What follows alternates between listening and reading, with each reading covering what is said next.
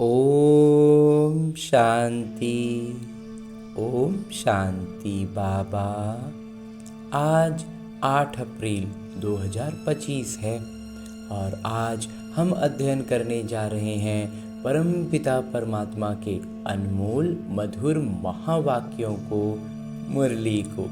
तो इस अमूल्य ज्ञान को अपने भीतर भरने के लिए, आत्मा के स्तर तक लाने के लिए, ताकि हम अपने आत्मा के संस्कारों को, जो आत्मा पर रावण के प्रभाव से जो विकृतियां आई हैं, उन संस्कारों को परिवर्तन कर दें और सारी विकृतियों से दूर होकर दैवी गुणों से युक्त हो जाएं। उसके लिए इस अमूल्य ज्ञान रत्न को हमें बिल्कुल देहभान से अलग होकर आत्म अभिमानी स्थिति में स्थित होकर अध्ययन करना चाहिए।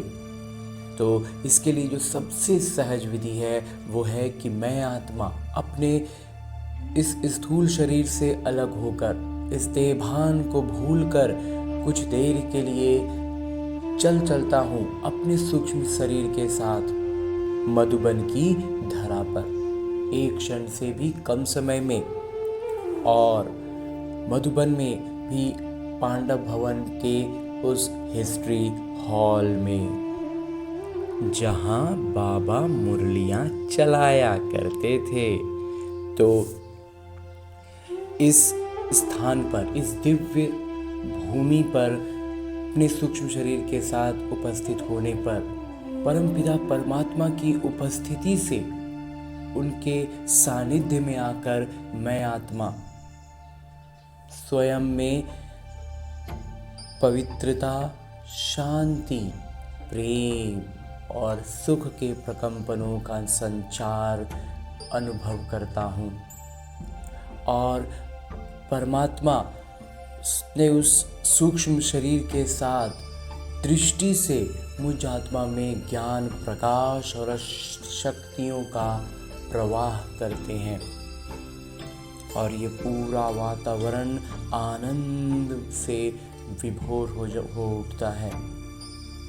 और इस आनंदमयी स्थिति में, आनंदमयी माहौल में, आत्माभिमानी स्थिति में स्थित रहकर परमपिता परमात्मा के सानिध्य में अध्ययन करते हैं मुरली, जहाँ बाबा कहते हैं, मीठे बच्चे, सर्वोत्तम युग ये संगम है।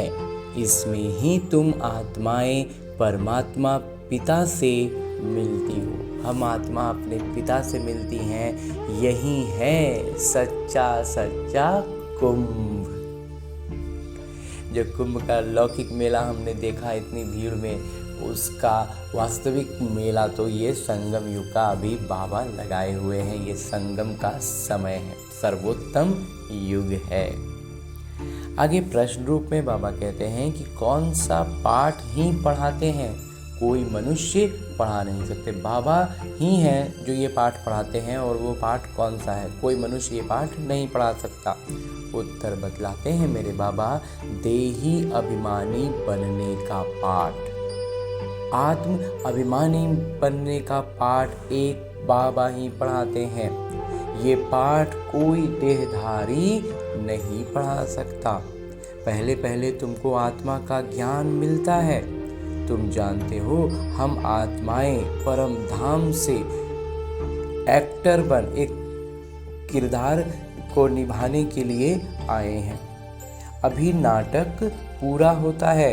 ये ड्रामा बनाया है, इसे कोई ने बनाया नहीं, इसलिए इसका आदि और अंत भी नहीं है। बाबा कहते हैं बनाया है, इसको कोई बनाया नहीं है, इसलिए न इसका आदि है और न अंत है। गीत है जाग सजनिया जाग। ओम शांति। बच्चों ने ये गीत तो अनेक बार सुना होगा।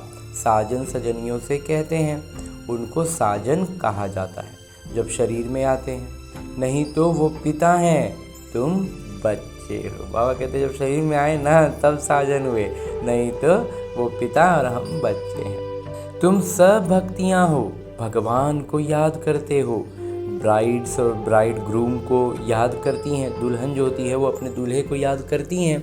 सबका माशूक है, दूल्हे हैं मेरे बाबा। तो वो बैठ बच्चों को समझाते हैं, अब जागो, नया युग आता है। अब नया युग बस आ गया, तो जल्दी से जाग जाओ। नया अर्थात नई दुनिया सतयुग, पुरानी दुनिया है कलयुग। अब बाबा आए हुए हैं, तुमको स्वर्गवासी बनाते हैं। कोई मनुष्य तो कह न सके कि हम तुमको स्वर्गवासी बनाते हैं। सन्यासी तो स्वर्ग और नर्क को बिल्कुल नहीं जानते। जैसे और धर्म है वैसे सन्यासियों का भी एक और धर्म है। बाबा कहते हैं वो भी एक तरह से समझ लो कि वो एक अलग धर्म ही है। वो कोई आदि सनातन देवी देवता धर्म नहीं है। जो साधु संत जो सन्यासी होते हैं, बाबा कहते हैं वो भी अपने आप में जैसे और भी धर्म है ना, वैसे वो भी एक धर्म है। वो आदि सनातन देवी देवता धर्म के नहीं है। आदि सनातन देवी देवता धर्म की भगवान ही आकर स्थापना करते हैं। जो नरकवासी हैं वहीं फिर सतयुग स्वर्गवासी बनते हैं। अभी तुम नरकवासी नहीं हो, अभी तुम हो संगम युग पर। हम बच्चों को जिन्होंने बाबा को पहचान लिया, बाबा कहते हैं वो संगम पर आ गए। संगम होता है बीच का। संगम पर स्वर्गवासी बनने का तुम पुरुषार्थ करते हो, इसलिए संगम युग की महिमा है। कुंभ का मेला भी वास्तव में ये है सर्वोत्तम, ये सर्वोत्तम कुंभ का मेला है। इनको ही पुरुषोत्तम कहा जाता है। तुम जानते हो हम सब एक पिता के बच्चे हैं। ब्रदरहुड कहते हैं ना, भाईचारा कहते हैं ना, सब भाई भाई हैं, भाईचारा। तो क्यों? क्योंकि सबके पिता एक हैं। सभी आत्माएं आपस में भाई भाई हैं। कहते हैं हिंदू चीनी भाई भाई, सब धर्म के हिसाब से तो भाई भाई हैं। ये ज्ञान तुमको अभी मिला है। वास्तविक अर्थ हमने इसका बाबा के ज्ञान में समझा। बाबा समझाते हैं तुम मुझ पिता की संतान हो, अभी तुम सम्मुख सुनते हो। वो तो सिर्फ कहने मात्र कह देते कि सभी आत्माओं के पिता एक हैं। उस एक को याद करते हैं। मेल व फीमेल दोनों में आत्मा है। इस हिसाब से भाई भाई हैं, फिर भाई बहन, फिर उसके बाद स्त्री पुरुष हो जाते हैं। तो बाबा आकर बच्चों को समझाते हैं। गाया भी जाता है आत्माएं परमात्मा अलग रहीं बहुकाल। ऐसे नहीं कहा जाता कि नदियां और सागर रहे बहुकाल। बड़ी बड़ी नदियां तो सागर से मिली रहती हैं। ये भी बच्चे जानते हैं, नदी सागर की बच्ची है। सागर से पानी निकलता है, बादलों द्वारा फिर बरसात पड़ती है पहाड़ों पर, फिर नदियाँ बन जाती हैं। तो सभी हो जाते हैं सागर के बच्चे और बच्चियाँ। बहुतों को ये भी पता नहीं है कि पानी कहाँ से निकलता है, ये भी सिखाया जाता है। तो अब बच्चे जानते हैं ज्ञान सागर एक ही पिता है, एक पिता ही है ज्ञान के सागर। ये भी समझाया जाता है तुम सभी आत्माएं हो, बाबा एक हैं। आत्मा भी निराकार है, फिर जब साकार में आते हो तो पुनर्जन्म लेते हो। बाबा भी साकार में आए तब आकर मिले। बाबा का मिलना एक बार होता है। इस समय आकर सबसे मिले हैं। ये भी जानते जाएंगे कि भगवान हैं। गीता में श्री कृष्ण का नाम डाल दिया है, परंतु श्री कृष्ण तो यहाँ आ ना सके। वो कैसे गाली खाएंगे ये तुम जानते हो। श्री कृष्ण की आत्मा इस समय है। पहले पहले तुमको ज्ञान मिलता है आत्मा का। तुम आत्मा हो, अपने को शरीर समझ इतना समय चले हो। अब बाबा आकर देही अभिमानी बनाते हैं। साधु संत आदि कभी तुमको देही अभिमानी आत्माभिमानी नहीं बनाते हैं। तुम बच्चे हो, तुमको बेहद के पिता से वर्षा मिलता है। हम बेहद के पिता के बच्चे हैं तो हमें वर्षा भी बेहद के पिता से मिलता है। तुम्हारी बुद्धि में है कि हम परम धाम में रहने वाले हैं, फिर यहाँ हम किरदार निभाने आए हैं। अभी ये नाटक पूरा होता है। ये नाटक कोई ने बनाया नहीं है, ये बना बनाया ड्रामा है। तुमसे पूछते हैं ये ड्रामा कब से शुरू हुआ? तुम बोलो ये तो अनादि ड्रामा है, इसका आदि अंत नहीं होता। पुराना सो नया, नया सो पुराना होता है। ये पाठ तुम बच्चों को पक्का है। जैसे प्रकृति का दिन और रात कैसे है, कब शुरू कैसे होता है, दिन से होता है कि रात से होता है, ये चक्र है। बस बिल्कुल ऐसे ही ये सतयुग, त्रेता युग, द्वापर युग और कलयुग का चक्र है। तुम जानते हो नई दुनिया कब बनती है, फिर पुरानी कब होती है। ये भी कोई कोई की बुद्धि में पूरी रीति है। तुम जानते हो अभी नाटक पूरा होता है, फिर रिपीट होगा। बरोबर हमारा 84 जन्मों का किरदार पूरा हुआ। अब बाबा हमको ले जाने के लिए आए हैं। बाबा गाइड भी है ना, पथ प्रदर्शक भी हैं बाबा। तुम सब पंडे हो। पंडे लोग यात्रियों को ले जाते हैं, वो हैं जिस्मानी पंडे। तुम हो रूहानी पंडे, इसलिए तुम्हारा नाम पांडव। गवर्नमेंट भी है परंतु गुप्त। बाबा कहते हैं तुम्हारा नाम पांडव गवर्नमेंट भी है, क्योंकि हम भी रूहानी पंडे हैं लेकिन गुप्त हैं। पांडव, कौरव, यादव क्या करत भय? इस समय की बात है जब महाभारत लड़ाई का समय भी है। अनेक धर्म है, दुनिया भी तमो प्रधान है। वैरायटी धर्मों का वृक्ष सारा पुराना हो गया है। तुम जानते हो इस वृक्ष का पहला पहला आधार है आदि सनातन देवी देवता धर्म। सतयुग में थोड़े होते हैं, फिर वृद्धि को पाते हैं। ये किसी को भी पता नहीं। तुम्हारे में भी नंबरवार है। छात्र में कोई अच्छा समझदार होते हैं, अच्छी धारणा करते हैं और कराने का शौक होता है। कोई तो अच्छी रीति धारण करते हैं, कोई मीडियम, कोई थर्ड, कोई फोर्थ। एकदम कोई थर्ड ग्रेड है, बाबा कहते हैं कोई फोर्थ ग्रेड है, एकदम में ख़त्म स्थिति में है धारणा में, ज्ञान को समझने में। प्रदर्शनी में तो रिफाइंड रीति समझाने वाले चाहिए। बाबा कहते हैं जिनकी बुद्धि बिल्कुल स्पष्ट है ना, वही होने चाहिए प्रदर्शनी में समझाने के लिए। पहले बताओ कि दो पिता हैं, एक बेहद के पारलौकिक पिता, दूसरे हैं हद के लौकिक पिता। भारत को बेहद का वर्षा मिला था। भारत स्वर्ग था जो फिर नर्क बना है। इनको आसुरी राज्य कहा जाता है। भक्ति भी पहले पहले अव्यभिचारी होती है। एक शिव बाबा को ही याद करते हैं। बाबा कहते हैं बच्चे पुरुषोत्तम बनना है तो जो कनिष्ठ बनाने वाली बातें हैं उन्हें न सुनो। जो हमें हमारी अवस्था को नीचे लाए, बाबा कहते हैं उसको देखो नहीं, सुनो नहीं। एक पिता से सुनो, एक परम पिता परमात्मा जो हमें बतला रहे हैं, सुना रहे हैं, हमें बस वो सुनना है। अव्यभिचारी ज्ञान सुनो, और कोई से जो सुनेंगे वो है झूठ। बाबा अभी तुमको सच सुनाकर पुरुषोत्तम बनाते हैं।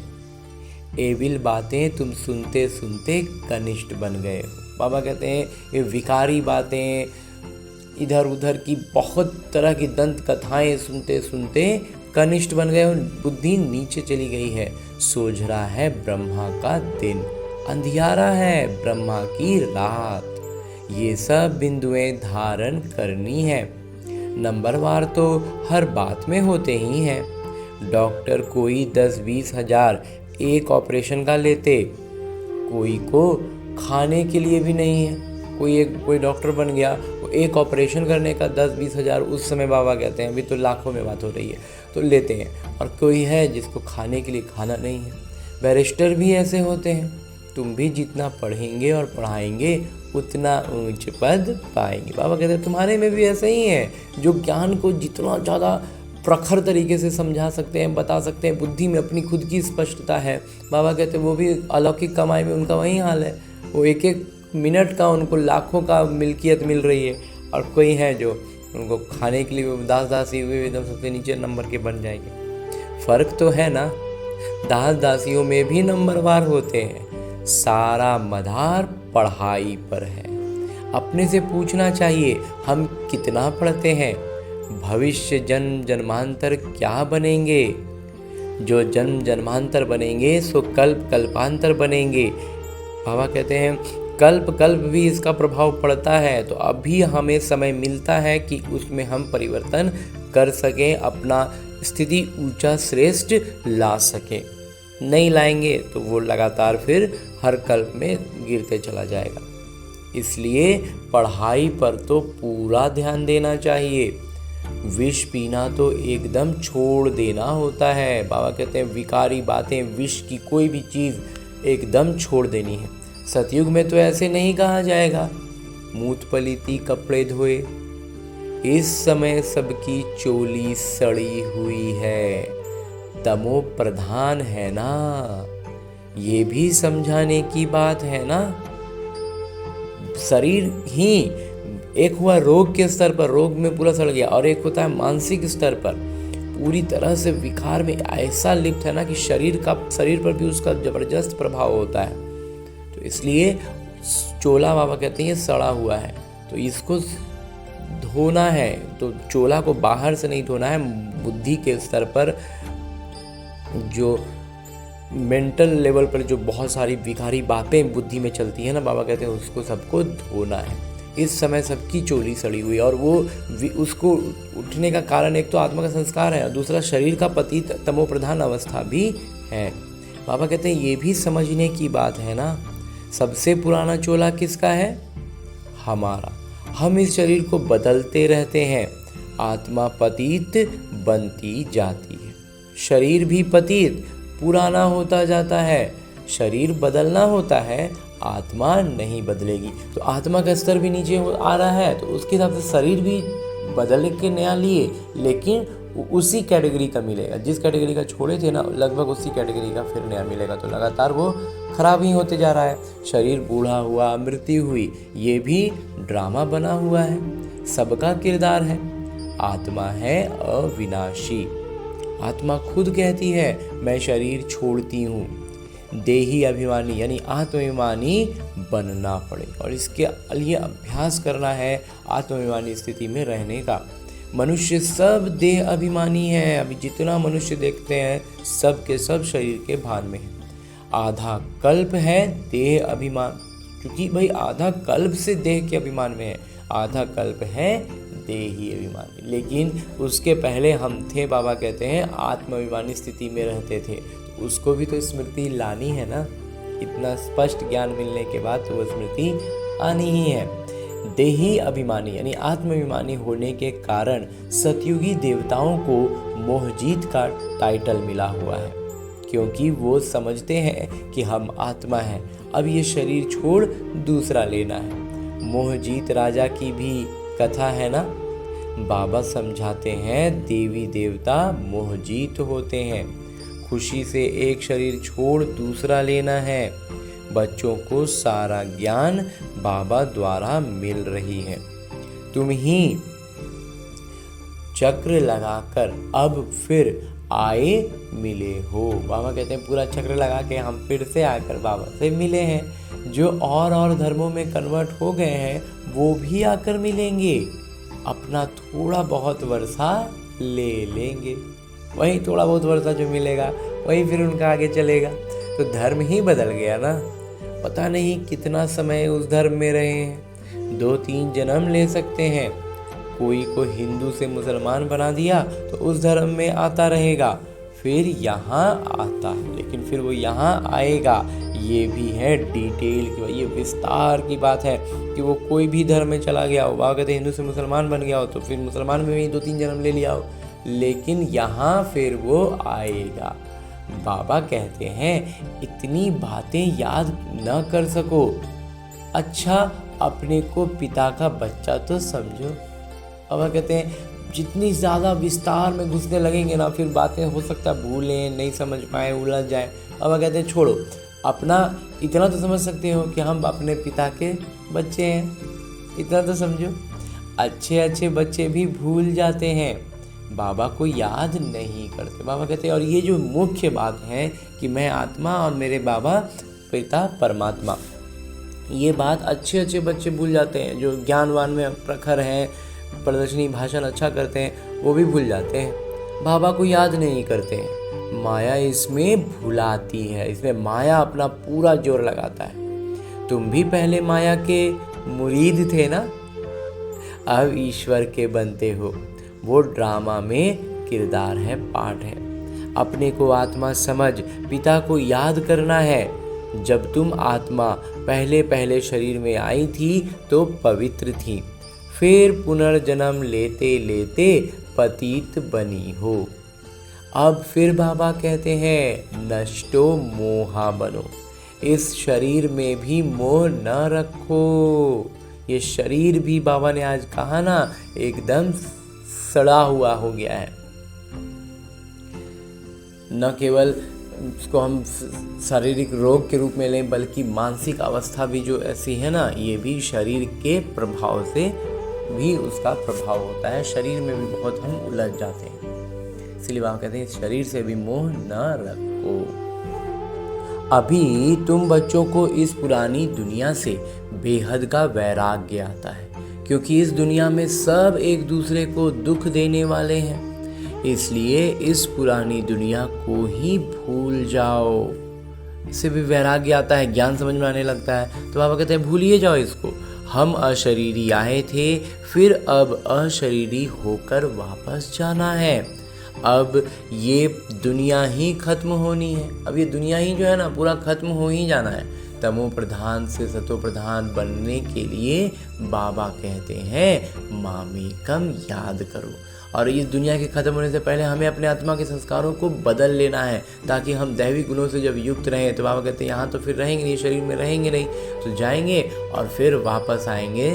सतयुग होगा, ये पूरा दुनिया जो तमो प्रधान हो गया है पूरा धुल धाल के साफ होकर के तैयार होगा। श्री कृष्ण तो कह न सके कि मामेकम याद करो, श्री कृष्ण तो सतयुग में होते हैं। बाबा ही कहते हैं मुझे तुम पतित पावन भी कहते हो, तो अब मुझे याद करो। बाबा को पतित पावन कहते थे भक्ति में भी, लेकिन याद नहीं कर पाते थे। अब बाबा हमें सब ज्ञान समझाते हैं तो हम याद कर सकते हैं। मैं ये युक्ति बताता हूँ पावन बनने की, कल्प कल्प की युक्ति बताता हूँ। जब पुरानी दुनिया होती है तो भगवान को आना पड़ता है। मनुष्यों ने ड्रामा की आयु लंबी चौड़ी कर दी है, तो मनुष्य बिल्कुल ही भूल गए हैं। लंबा चौड़ा आयु करने के कारण बाबा कहते हैं पूरा भूल गए हैं। अब तुम जानते हो ये संगम युग है, ये है पुरुषोत्तम बनने का युग। मनुष्य तो बिल्कुल ही घोर अंधियारे में पड़े हैं। इस समय है सब तमो प्रधान। अभी तुम तमो प्रधान से सतो प्रधान बनते हो। तुमने ही सबसे ज्यादा भक्ति की है। अब भक्ति मार्ग खत्म होता है। भक्ति है मृत्यु लोक में, फिर आएगा अमर लोक। तुम इस समय ज्ञान लेते हो, फिर भक्ति का नाम निशान नहीं रहेगा। हे भगवान, हे राम, ये सब भक्ति के अक्षर हैं। इसमें कोई आवाज नहीं करना है। बाबा ज्ञान के सागर हैं, आवाज थोड़े ही करते हैं। उनको कहा ही जाता है सुख शांति का सागर। तो सुनाने के लिए भी उनको शरीर चाहिए ना। तो ज्ञान सुनाने के लिए वो बोलते हैं, नहीं तो परमपिता परमात्मा शांति के सागर हैं। भगवान की भाषा क्या है ये कोई जानते नहीं। वो शांति के सागर है। उनकी उपस्थिति मात्र से इतनी असीम शांति का अनुभव करते हैं। और अभी बाबा ने जो हमें अभी रोज़ अव्यक्त इशारे दे रहे हैं कंबाइंड रूप का, तो परमात्मा हमारे मुझ आत्मा के साथ कंबाइंड रूप में है। तो इसका मतलब क्या हुआ, हम उसी शांति का अनुभव निरंतर करते रह रहे हैं और इसका अभ्यास कर रहे हैं। जब बार बार भूलते हैं, बार बार पुराने संस्कार आते हैं, बार बार हमें स्मृति लानी है कि अटेंशन देना है कि परमपिता परमात्मा मुझ आत्मा के साथ कंबाइंड है। तो उनके गुण मुझसे झलकेंगे ना। उनकी उस अवस्था में उनके सानिध्य में होने के अनुभव में हम रहेंगे तो हमारी अवस्था स्वतः ही ऊपर उठती रहेगी। बाबा कह रहे थे कि मनुष्य जो है वो जानती नहीं है कि भगवान की भाषा कोई क्या है। ऐसे तो नहीं कि बाबा सब भाषाओं में बोलेंगे। अब चूंकि उन्होंने ब्रह्मा तन का आधार लिया है तो ब्रह्मा बाबा जो भाषा जानते थे उसी भाषा में बात करते हैं, और वो तो सब भाषा नहीं जानते हैं ना। इसलिए कहते हैं नहीं, उनकी भाषा है ही हिंदी। बाबा एक ही भाषा में समझाते हैं, फिर ट्रांसलेट कर तुम समझाते हो। बाबा तो एक ही भाषा में बोलते हैं, सिंधी भाषा, हिंदी भाषा में, और फिर उसको और विदेशों की भाषा में, भारत के भी कई अन्य भाषाओं में, फिर यहाँ के बच्चे उसको ट्रांसलेट करके समझाते हैं। फॉरेनर्स आदि भी जो मिले उनको बाबा का परिचय देना है। बाबा आदि सनातन देवी देवता धर्म की स्थापना कर रहे हैं। त्रिमूर्ति पर समझाना चाहिए। प्रजापिता ब्रह्मा के कितने ब्रह्मा कुमार कुमारियां हैं? कोई भी आए तो पहले उनसे पूछो किसके पास आए हो। बोर्ड तो लगा पड़ा है, प्रजापिता ब्रह्मा कुमारी ईश्वरीय विश्वविद्यालय। वो तो रचने वाले हो गए, परंतु उनको भगवान नहीं कह सकते हैं। भगवान निराकार को ही कहा जाता है। ये ब्रह्मा कुमार कुमारियां ब्रह्मा की संतान हैं। तुम यहाँ किस लिए आए हो? हमारे पिता से तुम्हारा क्या काम? बाबा से बच्चों का ही काम होगा ना। हम पिता को अच्छी रीति जानते हैं, हम अपने बाबा को पहचान गए हैं। गाया हुआ है सन शोज फादर। पुत्र जो है वो अपने पिता का प्रतिनिधित्व करता है, वो अपने पिता को झलकाता है। हम उनके बच्चे हैं, तो हम परमपिता परमात्मा के बच्चे हैं। उनके ज्ञान और गुणों को की झलक हमसे झलकनी चाहिए। अच्छा, मीठे मीठे सिकिलते बच्चों प्रति माता पिता बाबा का याद प्यार और आशीर्वाद। रूहानी बाबा की रूहानी बच्चों को नमस्ते। हम रूहानी बच्चों की ओर से रूहानी माता पिता को याद प्यार और प्रणाम। धन्यवाद बाबा, धन्यवाद। मुरली के लिए भी धन्यवाद, और इस अनूठे अलौकिक ब्राह्मण जीवन के लिए भी बहुत बहुत बहुत धन्यवाद बाबा, बहुत धन्यवाद। आगे आज की मुरली से लिए गए वो प्रमुख बिंदु हैं जिन्हें हमें अपने ब्राह्मण जीवन में धारण करने हैं। और ब्राह्मण सो फरिश्ता, फरिश्ता सो देवता बनना है। तो उसके लिए जो सबसे पहली बिंदु है वो है पुरुषोत्तम बनने के लिए कनिष्ठ बनाने वाले जो एविल बातें हैं, जो बुरी बातें हैं, वो नहीं सुननी है। एक पिता से ही अव्यभिचारी ज्ञान सुनना है। बाबा कहते इधर उधर 50 चीज़ों में बुद्धि नहीं लगानी है, इधर उधर की बातें नहीं सुननी है, सिर्फ एक पिता की बात सुननी है। तो उससे बुद्धि जल्दी स्पष्ट होगी, नहीं तो और उलझनों में उलझते जाएंगे। दूसरा है नष्टो मोहा बनने के लिए देही अभिमानी यानी आत्माभिमानी बनने का पूरा पूरा पुरुषार्थ करना है। बुद्धि में रहे ये पुरानी दुख देने वाली दुनिया है, इसे भूलना है, इससे बेहद का वैराग्य हो। बाबा कहते हैं इस पुरानी दुनिया से ना पूरी तरह से वैराग्य आ जाए, ये हमारा पुरुषार्थ हो। नष्टो मोहा तभी बन पाएंगे। और आगे मेरे बाबा वरदान दे रहे हैं।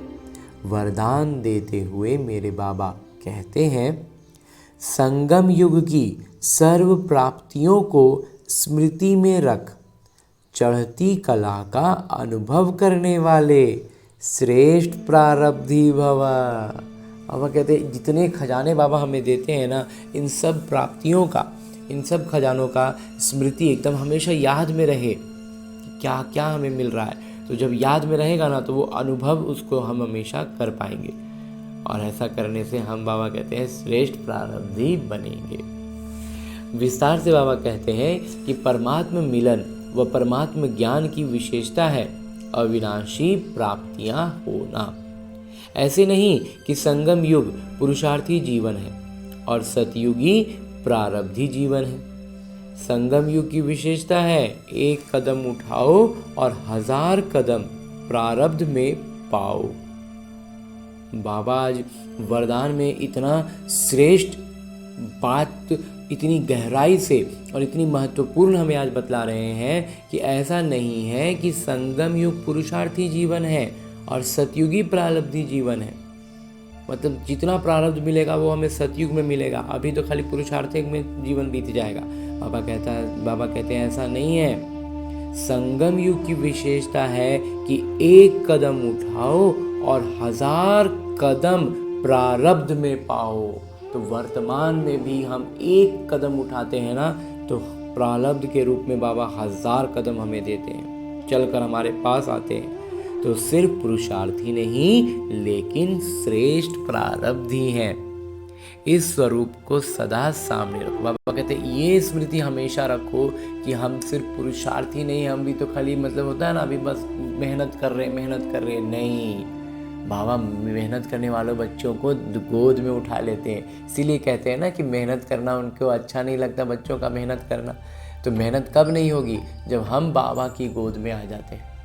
तो ये कैसे होगा? जब हम एक कदम उठाएंगे और प्रारब्ध के रूप में बाबा 1000 कदम चलकर हमारे पास आ जाते हैं। तो इसलिए अभी का ये संगम युग पर इस ब्राह्मण जीवन में भी हमें ढेरों प्राप्तियां बाबा देते हैं। वर्तमान फल बहुत सारा देते हैं, बहुत चीज़ों से सब कुछ का वरदान बाबा अभी से हमें अनुभव कराने लगते हैं। प्रारब्ध को देखकर सहज ही चढ़ती कला का अनुभव करेंगे। बाबा कहते हैं जब प्रारब्ध का अनुभव करते हैं ना अभी, तो उसमें चढ़ती कला का सहज हो जाता है और तब दिल से एक आवाज़ निकलती है, पाना था सो पा लिया। ये गीत गाओ तो घुटके और झुटके खाने से बच जाएंगे। बाबा कहते हैं ये गीत गाते रहेंगे ना, पाना था सो पा लिया, ये गीत गाते रहेंगे तो घुटका झुटका कुछ नहीं आने वाला। और इतना श्रेष्ठ गहरा वरदान लेने के बाद आगे स्लोगन है, मुरली का उपदेश है कि ब्राह्मणों का श्वास हिम्मत है जिससे कठिन से कठिन कार्य भी आसान हो जाता है। बाबा कहते हैं ब्राह्मणों का जो श्वास ले रहे हैं ना वो हिम्मत है, और इसके कारण क्या होता है? कठिन से कठिन कार्य आसान हो जाता है। मतलब ब्राह्मण जीवन के सारे जो हमारी अवस्था होनी चाहिए, हर एक कदम हमारा श्रीमत पर है, हम श्रेष्ठ अवस्था में हैं, उससे ही कठिन से कठिन कार्य आसान हो जाएगा। और उस स्थिति में रहकर हमारा एक एक श्वास बाबा कहते हैं हिम्मत का है, हिम्मत है वो, उसकी झलक है। मतलब ब्राह्मण रूप में हम जिंदा हैं, सांस चल रही है तो हम कठिन से कठिन कार्य को पार कर सकते हैं। और ब्राह्मण जीवन से ही बाहर हो गए तो फिर कुछ बाबा कहते हैं क्या कर सकते हैं। और इतना श्रेष्ठ आज का वरदान पाया हमने, श्रेष्ठ ज्ञान मुरली का अध्ययन किया और इतना अमूल्य आज बाबा ने उपदेश भी दिया है। और इन श्रेष्ठ बातों के बाद, श्रेष्ठ वरदान के बाद अब मेरे बाबा इसी अव्यक्त रूप में स्थित रहकर एक इशारा भी देते हैं। और इस महीने के लिए, पूरे महीने के लिए बाबा ने जो इशारे दिए हैं उसके लिए एक श्रीमत दी है, जो है कि कंबाइंड रूप की स्मृति से सदा विजयी बनो। और ये कंबाइंड रूप को बाबा ने स्पष्ट किया था कि जैसे आज आत्मा शरीर से कंबाइंड है,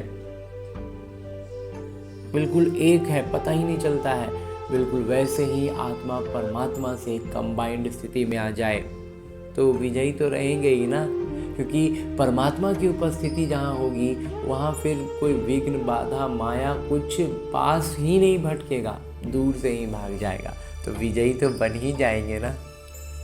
तो इस श्रेष्ठ श्रीमत पर आज के लिए जो बाबा इशारा दे रहे हैं वो है, जैसे ब्रह्मा पिता को देखा कि बाबा के साथ स्वयं को सदा कंबाइंड रूप में अनुभव किया और कराया। इस कंबाइंड स्वरूप को कोई अलग कर नहीं सकता। ऐसे सपूत बच्चे सदा अपने को पिता के साथ कंबाइंड अनुभव करते हैं। कोई ताकत नहीं जो उन्हें अलग कर सके। बाबा कहते हैं फिर किसी की ताकत नहीं है जो हमें अलग कर दे।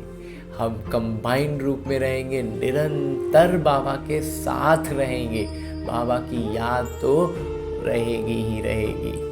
तो इसी का अभ्यास करना है। तो परमात्मा से मिले हर एक ज्ञान रत्न को अपनी बुद्धि में रख कर लौटते हैं अपने स्थूल शरीर में, अपने इस लौकिक किरदार में, जहाँ इन सारी ज्ञान की रत्नों को हम अपने इस्तेमाल में लाएं और आत्मा के संस्कारों को बदलकर दैवी संस्कारों से युक्त हो जाएं, ताकि हम स्वर्ग के लायक एक उच्च पद अधिकारी बन जाएं। तो ऐसी श्रेष्ठ भावना और शुभ कामनाओं से भरपूर होकर लौटते हैं अपने इस लौकिक किरदार में,